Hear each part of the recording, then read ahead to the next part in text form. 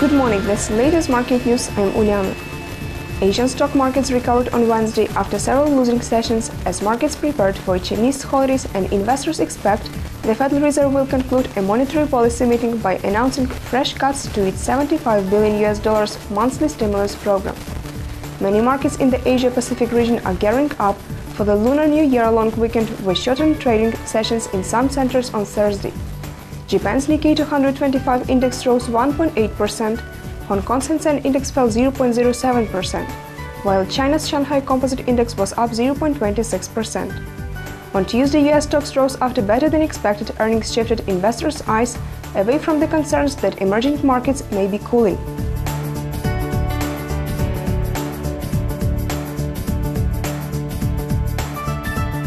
The euro came under some selling pressure as suggestions ECB President Mario Draghi may consider purchasing bank loans to help reduce deflationary risk.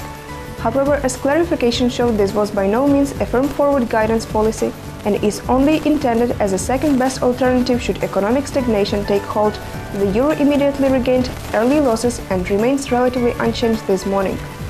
The US dollar opens today at 102.87 and 1.3668 respectively against yen and euro. Focus now turns to the FOMC announcement as the big-ticket item on Wednesday's calendar.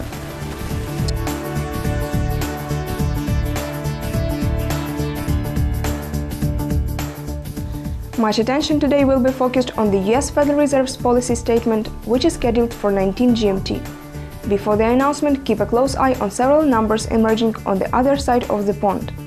This should include updates on housing prices for the UK, retail sales in Spain and the money supply for the Eurozone.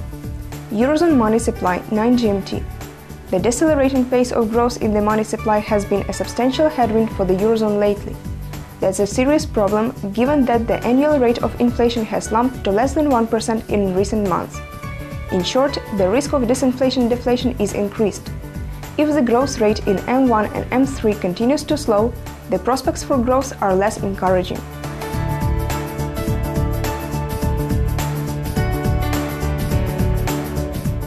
It was the latest market news provided by ICO FX. Goodbye.